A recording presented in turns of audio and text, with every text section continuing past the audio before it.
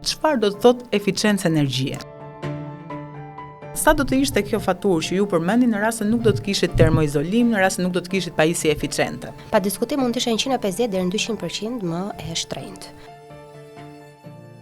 Ndonjëherë kostot fillestare të investimit mund të jenë edhe të larta në dukje për buxhete familjare. Diskutohet që ti për vit e resh të kesh një tarifë minimaliste të konsumit të energjisë elektrike. Sa e rëndësishme është eficienca e energjisë në drejtim të mjedisit dhe tranzicionit të gjelbër.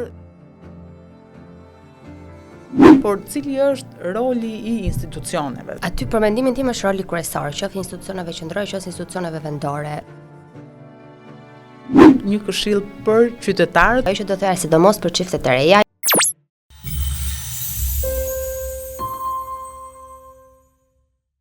Zonja Thedoriani, mund të na flisni pak më shumë për veten, eksperiencën tuaj dhe cila është ekspertiza juaj në fushën e energjisë? Përshëndetje Ola, faleminderit për ftesën, kënaqësi e veçantë. Unë kam studuar i fakultetin e inxhinierisë së ndërtimit në degën inxhinieri hidroteknike. Praktikisht ne kemi bërë gjithë gjërat që i trajtojnë fusha shumë e madhe që është fusha ujë dhe për Shqipërinë uji është burimi kryesor i energjisë. Kam patur fatin që puna ime e parë prej 11 vitesh ka qenë në Agjencinë Kombëtare të Burimeve Natyrore në departamentin e hidrocentraleve, burimi kryesor i energjisë në vendin tonë dhe prej dhjetorit të 2024 jam ekspert e lirë në fushën e energjisë dhe jam ardhur me disa projekte kombëtare dhe ndërkombëtare që i takojnë fushës energjisë, eficiencës energjisë dhe si lidhen ato me çështjet e ndryshimeve klimatike, tranzicionit të gjelbër dhe gjithë gamës së madhe që përfshin energjia dhe sa e rëndësishme është në gjithë veprimtarinë tonë të përditshme.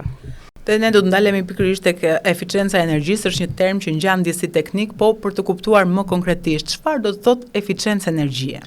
Unë do ta nisja që nga koncepti bazë, ç'është eficiencë? Eficiencë është ti të kryesh një punë duke harxuar sa më pak lek dhe duke kursyer sa më shumë energji. E njëjta gjë vlen edhe për eficiencën e energjisë, që ne të marrim të njëjtën punë duke kursyer energji dhe duke konsumuar sa më pak. Ka një diferencë mes kursimit të energjisë dhe eficiencës së energjisë. Ju e përmendët pak, por për të kuptuar diferencën dhe për të kuptuar rëndësinë. Kursimi është një gjë që ne mund ta bëjmë gjithë në përditshmëri. Është një gjë jo teknike, është një gjë edukative që e cila nuk është shumë e vështirë për të bërë gjithë nga ne. Eficienca pastaj është më teknike. Eficienca ka të bëjë me teknologji më të mira dhe më të avancuara të ndërtimit, të teknologjive të rejave, të inovacionit në mënyrë që ne të prodhojmë energji duke harxuar sa më pak lek dhe sigurisht duke përcjell teknologjinë më të mirë drejt konsumatorit. Po pse është e rëndësishme që dëgjuesit e këtij podcasti të dinë më shumë rreth eficiencës së energjisë?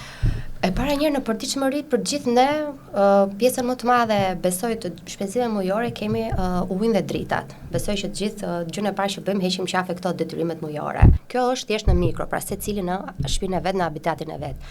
Në makro, pa diskutim, energjia duhet kursyer dhe njerëzit duhet jenë të ndërgjegjshëm që jemi drejt vështirësive energjetike, jo vetëm në vendin tonë, por në gjithë Europën apo edhe në gjithë botën. Sidomos në vende të cilat energjia varet shumë nga disa burime të cilat deri dje konsideroheshin të rinovueshme dhe të pashtershme, sot kanë ikur pak nga ajo fjala të pashtershme, por janë bërë disi të shtershme, siç është uji në rastin konkret për Shqipërinë. Do doja të ndaleshim pak këtu sepse do doja të kuptonim pak më tepër se cilat janë përfitimet konkrete që vijnë nga eficienca e energjisë përmes një rasti konkret dhe përmes studimeve konkrete që janë kryer në banesa për të kuptuar se cila është diferenca përmes investimeve në termoizolim, për shembull, që është një nga masat kryesore të eficiencës së energjisë, sa është investimi që bëhet, por edhe koha e kthimit të tij dhe cilat janë përfitimet në drejtim të komoditetit që vjen për një banesë. Ndiqim insertin dhe rikthehemi.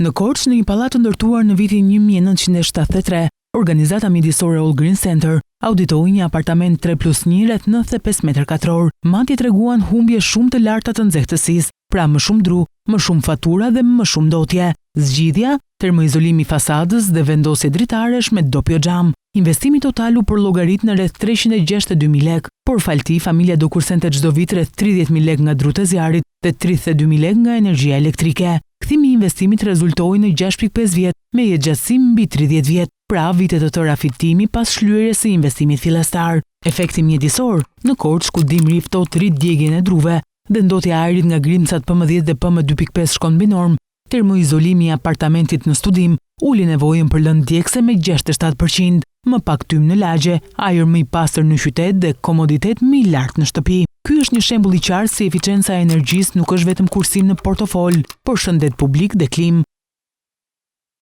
Ndojshëm se si mund të reduktohet konsumi përmes termoizolimit, por edhe masave të tjera të eficiencës së energjisë. Për të kuptuar më konkretisht cilat janë disa prej masave që mund të merren për të ulur konsumin e energjisë në një familje. Kryesore është që për çiftet e reja të cilat mund të jenë duke kërkuar një banesë, pa diskutim duhet të shikojnë se si po ndërtohet pallati. Pra shtresat e kapotës, termoizolimi është i mirë, të shikojnë, të pyesin inxhinierin e ndërtimit apo përgjegjësin e punimeve që si është gjithë pjesa e termoizolimit, si do bëhet, si nuk do bëhet.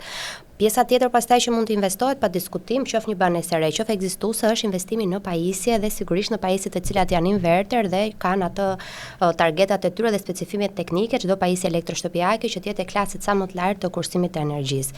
Diferenca shumë e madhe, unë e kam parë edhe vetë në konsumin tim familjar, sa ka qenë më përpara kur ne ishim në një banesë tjetër dhe nuk ishim ndoshta edhe të rinë dhe nuk kishim kaq shumë dieni në këtë fushë, si ka ndryshuar në faturën e energjisë elektrike. Po flas për një faturë energjie elektrike me fëmijë të vegjël e cila nuk i kalon 60.000 lekë të vjetra në muaj. Duke përdorur të gjitha elektroshtëpiaket A++, duke patur një termoizolim shumë të mirë, duke mos pasur nevojë që deri në ditët e para të nëntorit që Shqipëria është e bekuar me diell mos të ndeshësh kondicionerin, të gjitha këto ndikojnë në faturën në mujore. Për ta kuptuar pak më mirë, sa do të ishte kjo faturë që ju përmendni në rast se nuk do të kishit termoizolim, në rast se nuk do të kishit pajisje eficiente? Pa diskutim mund të ishte 150 deri në 200% më e shtrenjtë. Në rastin e banesave më private, sepse ne që jemi në pallate dhe një vend metropolitan si Tirana është tendenca për të patur këto strukturat e mëdha komoduese në formë pallatesh, po të kesh një banesë private dhe të investosh në kolektor diellor është akoma dhe më eficient. Mund të ketë një kthim të investimit 3 deri në 5 vite, sepse varet nga lloji i panelit, nga sasia e depozitës, por pa diskutim ndikon jashtë se shumë, sepse ne ujë ngrohtë na duhet jo vetëm për të kryer nevojat tona minimale dhe familjare, por po të kemi edhe elektroshtëpiake si mund të jetë lavatriçja, si mund të jetë lavastovilja, të gjitha këto ndikojnë në prodhimin e energjisë elektrike, sepse kemi të bëjmë me elektroshtëpiaket që harxojnë më shumë energji elektrike. Kështu që një banesë private, ndërtimi i kolektorëve diellor në taracat e tyre për të shfrytzuar do ishte akoma dhe më eficient dhe më kursues për çdo familje që jeton në vende të tilla. Është një element shumë i rëndësishëm që ndoshta duhet të përmendet që ka të bëjë me komoditetin. Gjatë sezonit të dimrit, për shembull, një familje shqiptare arrin të ngrohë vetëm një rëndom të banesës, ndërkohë që dhomën tjetër nuk arrin ta ngrohë dot për shkak se është e pamundur, është e kushtueshme. E njëjta gjë ndodh edhe në verë, në ditë të nxehta, ku shpeshherë kondicioneri ynë ftoh vetëm njërin nga dhomat. Çfarë përfitimesh vijnë në drejtim të komoditetit dhe jetesës në një banesë e cila është e termoizoluar? Unë jetoj në një banesë konkretisht të termoizoluar në një pallat të ndërtuar i 3 vitet e fundit, të cilët e kanë patur dhe për detyrim ligjor që duhet të kenë dhe duhet të marrin në konsiderat disa masa eficiente ndaj energjisë dhe duhet të kenë në grupin e projektimit të këtij pallati ose struktura komoduese patjetër një ekspert të licencuar. Unë realisht deri në ditët e para të nëntorit të dhjetorit, kuptoj pastaj ka të bëjë çik me orientimin e shtëpisë, lindje perëndim apo veri jug, ne nuk e ndesim kondicionerin dhe për shkak të rrezatimit diellor kjo gjë na ndikon. Pa diskutim në qoftë se ne do ishim pak më të avancuar dhe vetë si individ, sepse kemi akoma këto konceptet e ngrohjes së një rëzdom, kaldaja me ujë nën toksor që do ishte nën parket apo nën pllaka, duke patur një kolektor diellor lart, do ishte edhe më efikase. Por jo gjithmonë ndodh, pa diskutim kostot janë të larta, pa diskutim që ndoshta dhe dienia nuk është, pa diskutim mund të themi që shiko, po filloi dhe ndoshta mund ta bëj këtë gjë në të ardhmen, kështu që janë gjëra që për mendimin tim në një vend si Shqipëria duam pa kohën e vet që të gjithë të njihen dhe të familiarizohen me këto koncepte. Flasim për brezin e ri, mos flas pastaj edhe pak për një brez më të madh që nëse nuk janë të fushës. Është e vërtetë dhe shpeshherë dëgjojmë për kosto dhe ndonjëherë kostot fillestare të investimit mund të jenë edhe të larta në dukje për buxhete familjare. Por ju e përmendet pak pjesën e kthimit të investimit. Për ta thënë në fjalë më të thjeshta, çfarë do thotë kjo, sepse vërtet investimi kthehet, por çfarë përfitojmë ne pasi kthehet ky investim i kryer? Pasi kthehet ky investim, pastaj sigurisht ke edhe koston e amortizimit, që dhe kjo duhet merret në konsiderat. Po pasi kthehet investimi, nëse ne kemi bërë një investim të mirë, serioz, qoftë në materiale, qoftë në cilësinë e punimeve dhe të ndërtimit të tyre kolektorëve diellor, pa diskutim që gjatësia shkon deri në 15 vjet. Pra diskutohet që ti për 10 vite rresht të kesh një tarifë minimaliste të konsumit të energjisë elektrike që vjen çdo muaj në banesat tona. kuptohet që ne po flasim për pjesën e eficiencës së energjisë në ndërtim, sepse koncepti është edhe më i gjerë kur shkojmë në makineri dhe në elemente të tjerë që ju përmendet apo në transport, por që ndoshta nuk është ky podcast i sotëm që do të zgjerohemi më tepër në këtë drejtim. Por do të më pëlqente nëse ju do mund të ndanit me ne në një projekt pilot apo në një rast suksesi që kemi në Shqipëri, apo ende masat e eficiencës së energjisë dhe këto politika janë në nivele të papërfillshme? Për mendimin tim, për momentin kemi të bëjmë vetëm në nivele familjare. Dy të themi politika që kanë qenë të rëndësishme dhe që kanë shenjuar në historinë e eficiencës së energjisë në vendin tonë, kanë qenë viti 2016 kur u krijua për herë të parë Agjencia e Eficiencës së Energjisë, e cila nuk ekzistonte, pra po flasim për 9 vite më përpara dhe u deshën 2-3 vite. Në mos gaboj, ka vajtur 2019 që ai institucion u krijua dhe filloi të kishte stafin e vet. Dhe më pas 2019-s filloi u licencua grupi i parë i audituesve të energjisë. Kështu që kemi të bëjmë me një fushë që është 5-6 vjeçare, kështu që është e re dhe për ata që po e bëjnë këtë politikë, po dhe për ne, qoftë si inxhiniera, qoftë si ekspert të fushës, qoftë dhe si konsumator për ta implementuar. 2022 shënoi një ndryshim shumë të madh dhe një do thosha alarm të kush në gjithë botën, siç ishte lufta Ukrainë-Rusi që fatkeqësisht vazhdon akoma dhe në Shqipëri sigurisht që llojet përkoi dhe me një vit që rreshet nuk kishin ato pritshmëritë që kishin patur vitet e tjera dhe në ato kohë Agjencia e Eficiencës së Energjisë ftoi të gjithë njerëzit, të gjithë konsumatorët të banesave private që të investonin në kolektor diellor dhe të çonin një projekt pranë Agjencisë së Eficiencës së Energjisë dhe do të rimbursohej në 70% nga shteti dhe 30% do ishte, si do thua, paguar nga xhepi i tyre. Më rezulton që ka patur shumë raste suksesi, nuk e di si ka vijuar më tej, po këto kanë qenë dy highlight. Ka faza aplikimi, nëse meqense ju e përmendat si rast, dhe në total mund të jenë diku te 4000 aplikantë që kanë përfituar nga këto dy skema, por kuptohet që kërkesat janë më të larta dhe kjo është treguar në fakt përmes gjitha aplikimeve që janë depozituar në momentin që ka patur thirrje të hapura nga Agjencia e Eficiencës së Energjisë në këtë drejtim. E qartë, jemi ende në faza fillestare dhe është mirë që ndoshta edhe nga ky podcast ne të japim mesazhe të rëndësishme mbi politikat që do duhet të ndërmerren në vijim, por do doja të kuptoja se sa e rëndësishme është eficienca e energjisë në drejtim të mjedisit dhe të tranzicionit të gjelbër dhe sidomos atyre objektivave që tashmë Shqipëria është angazhuar për t'i përmbushur. Eficienca e energjisë vlen shumë për burimet e energjisë të rinovueshme. Ne kemi të bëjmë akoma me një vend, Shqipëria jo fatmirësisht, po botërisht, energjia fosile ende është e varur dhe gjithë vendet janë të varura nga energjia fosile. Ne nuk kemi arritur akoma të shkëputemi as në masën 50% nga energjia fosile, kështu që sa më eficient jemi ne ndaj energjisë, aq më pak jemi të varur ndaj energjisë fosile. Përjedhoj, aq më pak emetohet CO2, aq më pak ndikon në sferën e ozonit dhe në gjithë tranzicionin e gjelbër. Kështu që kjo është kryesorja fare, pra që ne të fillojmë të shkëputemi nga energjia fosile. E dyta pa diskutim është që neve nëpërmjet energjisë rinovueshme kursejmë kostot, shfrytëzojmë burimet e energjisë rinovueshme, kosto është më e ulët, zhvillojmë teknologjinë, hapim vende të reja pune, inovacioni bën punën e vet, kështu që ecin dhe shumë fusha të tjera ekonomike paralel, sepse energjia tashmë është në çdo sektor. Ne na duket ndonjëherë sikur ne jemi konsumatorë më të mëdhenj, por kemi transportin i cili botërisht akoma varet nga djegja e energjisë fosile. Trenat, anijet e madhrave, avionat, të gjitha janë, kështu që në momentin që ne arrim të kemi një farë shkëputje nga energjia fosile, pa diskutim ndikojmë dhe në uljen e impaktit në mjedis, të cilin siç po e shikojmë gjithnjë më shumë po bëhet i dukshëm dhe i prekshëm nga të gjithë ne.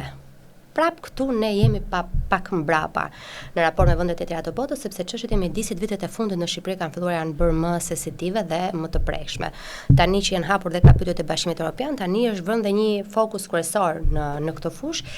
Ndoshta fokus i cili ndoshta duhet të ishte vënë më përpara, por më mirë vënë se sa kur, të paktën tani sa është mundësia të rregullohet kjo çështje, sepse varësia nga energjia fosile pa diskutim se edhe shumë probleme politike dhe gjeopolitike, tash të gjithë i kemi të prekshme ato probleme. Ne u përpoqëm që të informojmë dëgjuesit për të kuptuar më shumë mbi rëndësinë që ka, mbi benefitet, përfitimet pra që sjell eficienca e energjisë, qoftë në drejtim të faturave, qoftë edhe në drejtim të cilësisë së ajrit që thithim çdo ditë, qoftë në drejtim të komoditetit të një banese dhe pa diskutim që gjithë qytetarët shqiptar kanë një rol të rëndësishëm në këtë drejtim. Por cili është roli i institucioneve, sepse kemi ligje specifike që kërkojnë ndërmarrjen e politikave të detyrueshme nga ana e institucioneve, qofshin këto vendore, por edhe institucione qendrore. Aty për mendimin tim është roli kryesor, qoftë institucioneve qendrore, qoftë institucioneve vendore. Unë do t'i ndaja pak, sepse edhe në nivel politike, ministri duhet bëjmë politikat e mëdha dhe ne, bashkitë e institucionet e varësisë, duhet t'i implementojmë ato politika. Te ne ndoshta ndonjëherë mbi vendoset kjo gjë dhe ne merremi më shumë dhe me zbatimin dhe implementimin e këtyre politikave dhe harrojmë që të bëjmë politikën e mirë që në fillim. Ne si jemi konsumatorë më të mëdhenj të energjisë, ne si konsumator, në ligjin e eficiencës së energjisë parashikohet që gjitha ndërtesat, qofshin dhe spitalet, të cilat janë shumë konsumatorë të mëdhenj energjie, apo ndërmarrjet industriale, apo fasoneri të ndryshme të kenë një raport auditimi energjie dhe t'ju lihet kohë që të ndërmarrin masa që këto ndërtesa të bëjnë eficiencën ndaj energjisë. Kjo gjë unë nuk e di që të ndodhi akoma, që është një problem i madh. Ajo që të paktën është bërë është në fillim kur ti merr dhe aplikon për një leje ndërtimi pranë Agjencisë të Zhvillimit Territorit, të paktën në ekipin e projektimit, siç kërkohet inxhinieri gjeolog, inxhinier ndërtimit, është aq i rëndësishëm dhe një person që të ketë licencën e audituesit të energjisë, që thotë se shiko, macat që ne kemi marrë ndaj eficiencës së energjisë janë 1 2 3. Kështu që qeveria duhet të fillojë. Projektet që miraton duhet të jenë me eficiencë energjie, po, është e detyrueshme. Por ne kemi akoma shumë të tilla tashmë të ndërtuara, të cilat nuk janë eficiente ndaj energjisë. Faturat e tyre të energjisë elektrike janë shumë të larta. Kështu që pa diskutim ministria është politikë bërësi kryesor. Duhet të fuqizohet dhe institucionet, nuk mund të fuqizohet një institucion dhe institucionet e tjera thjesht të bëjnë çfarë thon institucioni qendror. Kështu që duhet të ketë një fuqizim dhe fuqizimi i institucioneve bëhet duke fuqizuar burimet njerëzore. Ne akoma kemi shumë mangësi dhe vështirësi në gjykimin tim në raport me burimet njerëzore. Ndjes nëse mundem ta kalojmë çik stepin këtu dhe te pjesa edukative, duke qenë për 4 vitesh pedagoge jashtë në fakultet, shikoj degën e burimeve të energjisë dhe degë të ndryshme të inxhinierisë, të cilat po zbrazen dhe shikoj ekonomik dhe juridik, të cilët kanë nga 300 nga 500 studentë në vit dhe them që këtu fillon pjesa e edukimit. Tjetër që do desha të shtoja është çështja e transportit. Akoma transporti në Shqipëri varet nga bashkitë dhe transporti te ne është burimi më i madh i ndotjes së mjedisit. Ne jemi një vend që prodhojmë energji elektrike nga hecet. Jemi një vend që po investojmë shumë në panele fotovoltaik, jemi një vend të cilët po promovojmë shumë ndërtimin e parqeve eolik, janë dhënë disa leje, janë miratuar disa projekte zbatimin e AKBN për ndërtimin e parqeve eolik, qoftë në Pogradec, qoftë në Vallën e Dejës, di së fundmi mund të jetë dhe ai Tropojës. Ama nga ana tjetër, neve jemi ndër vendet më të ndotura në nivel Ballkani dhe Europe, vetëm e vetëm nga ndotja. Meqense përmendje nuk planifikoja ta sillja në vëmendje këtë pjesë, por më pëlqen ta cilësoj këtë shifrën sepse luhet shpesh ku thuhet që Shqipëria ka 100% energji të rinovueshme. Dhe mendoj që luhet pak me këtë term, sepse kjo është vetëm për prodhimin, por kur flasim për energji, pa diskutim ne nuk kemi parasysh vetëm energjinë elektrike, por kemi të gjithë energjinë dhe këtu janë edhe karburantet. Ndaj në mishelën e përgjithshme, ne jemi në nivelin 38% energji të rinovueshme, pra nëse ne fusim energjinë elektrike, fusim edhe transportin që ju përmend. Të gjithë. Dhe në nivel botror, po të shikosh, qoftë në instanca ndërkombëtare që janë të certifikuara që japin analizat e energjisë, prodhimin më të madh të energjisë është nga fusha e transportit. Kështu që neve me këtë gjë pa diskutim kemi një gjë highlight shumë të mirë dhe vlen për të përmendur dhe në thonjza për të mburur që ne energjinë që prodhojmë, pastaj a realizojmë që me këtë energji që prodhojmë të mbulojmë 100% nevojat tona, pa diskutim që jo dhe pa diskutim që fusha e transportit dhe mjetet tona të përditshme ndikojnë në mjedis dhe kjo na bën ndër vendet më të ndotura në Europë, që nuk është pak. Shumë e qartë përmendëm rolin e qytetarit, rolin e institucioneve, por roli i sektorit privat. Ku jemi në gjithë këtë panoramë? Roli i sektorit privat për mendimin tim nuk mendoj që ndonjë biznesmen nëse nuk ka arritur në gjykimin tim personal një fazë të caktuar të ndoshta të ardhura që ai mendon të krijojë në jetë, nuk do ta ketë mendje në investime të tilla të gjelbra. Dhe pa diskutim këtu duhet të jetë një kontroll më i lartë nga shteti, sepse pjesa më e madhe e hidrocentraleve apo e parqeve fotovoltaik apo çdo fushë tjetër është privat. Dhe nëse ka pak më shumë kontroll nga shteti dhe pak më shumë bashkëpunim dhe negocim që të më jep, pra një marrëdhënie simbiotike, pa diskutim që dhe sektori privat ka një rol shumë të rëndësishëm, sepse ne po aq spitale shtetërore sa kemi, ndoshta kemi po aq spitale private. Banesat industriale, fabrikat të ndryshme janë të gjitha private, kështu që gjithë këta do bëheshin bashkë për qenë eficiente energjisë, pa diskutim që në nivel kombëtar do ishim shumë më mirë. Folëm shumë edhe unë dua shumë që ky podcast mos jetë shumë teknik, ndaj për te të gjitha atyre çka ne tham, nëse ju do të jepnit një këshill të vetme, cila do të ishte ajo? Për banorët, për ne si individ apo si Do preferoja që të ishte për individët sepse e konsideroj të rëndësishme, pasi në momentin që ne do të kemi qytetar të cilët kuptojnë me të vërtetë rëndësinë që ka masat e eficiencës së energjisë, atëherë edhe kërkesa për ndërmarrjen e këtyre politikave mendoj që do të jetë më e lartë. Unë të targetoja brezin tim. Mendoj që është brezi më i rëndësishëm, i cili është brezi i parë ose i dytë post komunizëm. Dhe mendoja se e rëndësishme është që ne që jemi edukuar, të edukojmë dhe brezat e arshëm, pa diskutim të edukojmë dhe prindërit tanë se si duhet të jemi sa më eficient ndaj energjisë dhe të edukojmë brezat e rinj që të jenë të përgjegjshëm ndaj kësaj çështje. Sigurisht dhe të ndjekim pa diskutim nëpërmjet rrjeteve sociale të gjitha programet e mundshme, podcastet e mundshme të kësaj fushë, sepse sado një informacion e merr dhe diçka arrin të përthithësh dhe të arrish të implementosh në jetën tënde të përditshme. Secili nga ne po të ketë në rregull habitatin e vet dhe habitati madhor pa diskutim do jetë më mirë. Kështu që dhe çështja e eficiencës së energjisë shu jemi, nëse ne bëhemi të gjithë bashk, se ky term është bërë pak, të gjithë bashk, po nëse përpiqemi nga pak secili të bëj detyrat e vet, me përgjegjësi dhe të edukoj prezin e ri që fikim dritën dhe çdo gjë tjetër nga gjërat më minimale, pa diskutim që do shikojmë një impakt më madhor, që më mos duket vitin e parë, vitin e dytë, por do duket në të ardhmen, se këto janë çështje delikate dhe çështje të cilat kanë rëndësi kombëtare dhe ndërkombëtare, nuk janë çështje që me një vit ne pam ndryshimin. Mund ta përkufizosh me një fjali këshillën tënde? Ma vështirësove pak ta përmbledh me një fjali, por ajo që do thoya sidomos për çiftet e reja, investoni në pajisje që të jenë eficiente ndaj energjisë, investoni në termoizolim, do shpenzoni pak sot, por më besoni që ai investim do ju kthehet shumë shpejt, jo vetëm në mirëqenie, por edhe në xhepin tuaj. Kristi, shumë faleminderit që isha me mua sot. Faleminderit ty. Ju falenderoj dhe ju që na dëgjuat dhe mos harroni. Energjia juaj bën ndryshimin.